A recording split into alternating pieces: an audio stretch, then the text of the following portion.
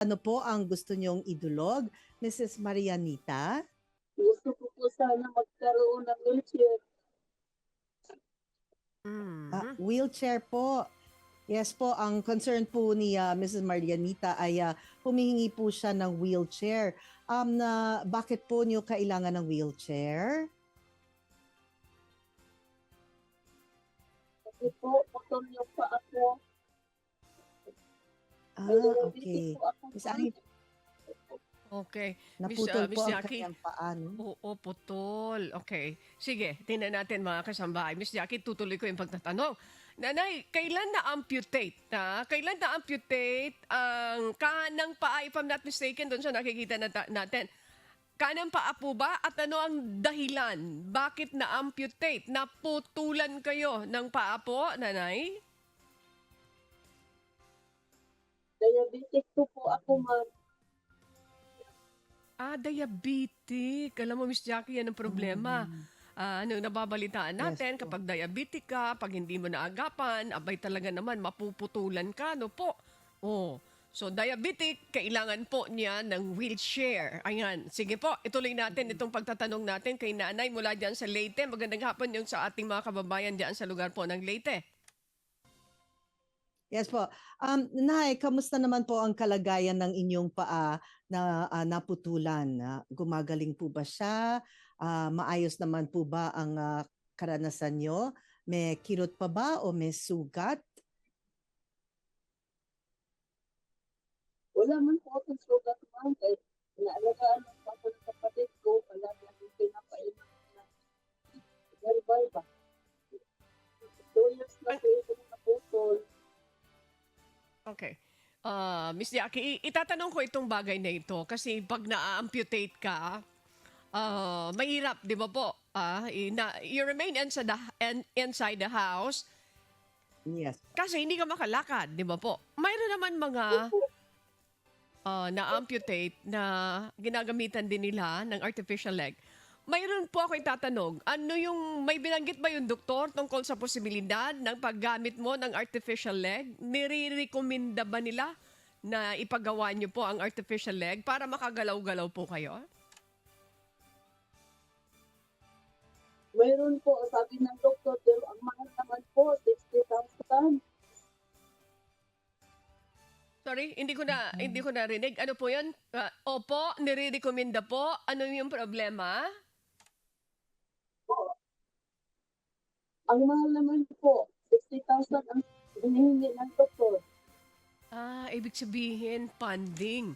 Nire-recommend, Miss Jackie, pero sa tinig niya, opo, nire-recommenda, may money involved. Of course, siyempre. Okay.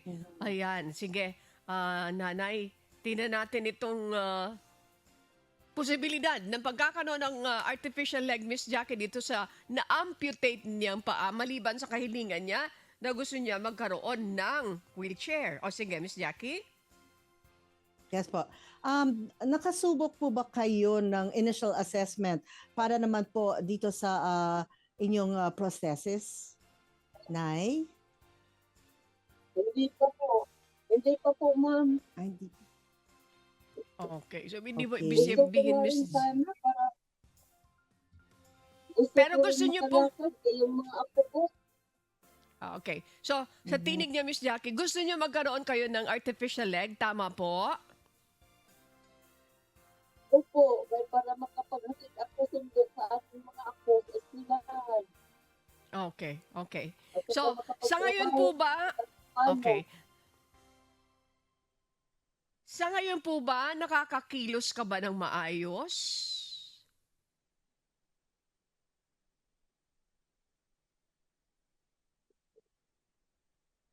Okay. Miss Jackie, hindi niya ako masyadong marinig. Pero doon sa tanong ko kung nakakakilos siya na maayos, definitely the answer is no.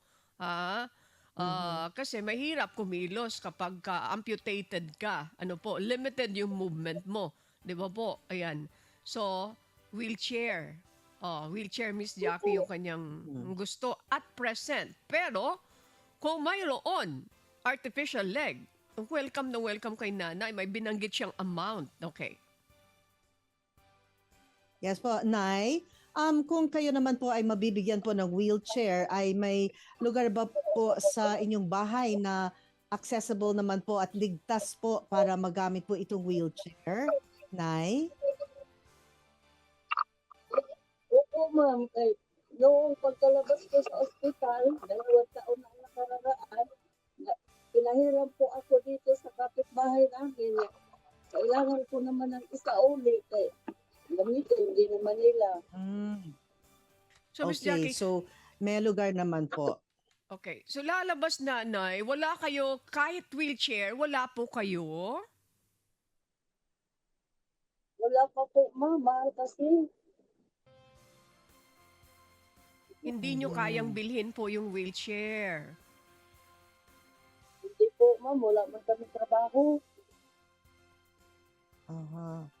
Okay. Naghiram Um, po Miss Annie, pero kailangan ibalik po sa kapitbahay. Opo.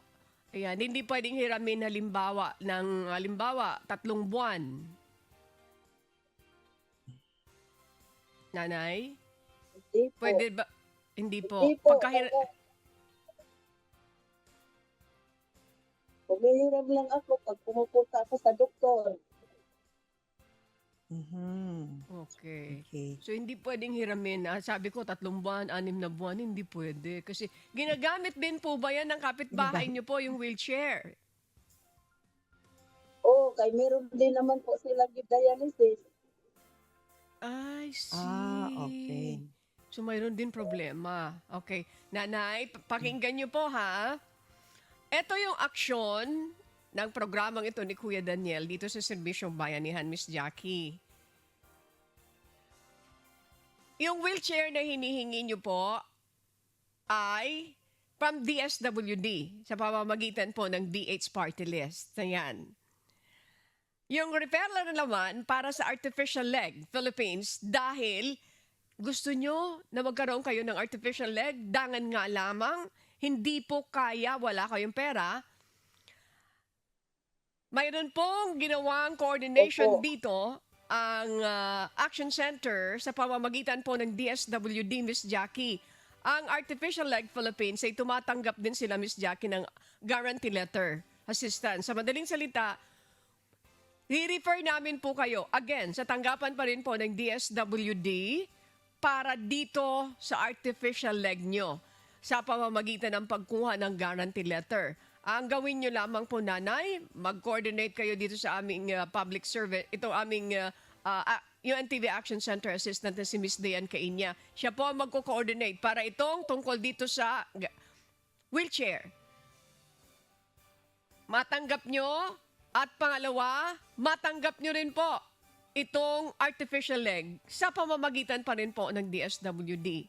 Nanay, magkakaroon ng katuparan, awat at tulong ng Diyos.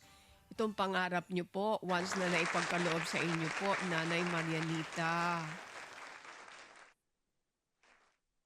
She's crying already. Nanay?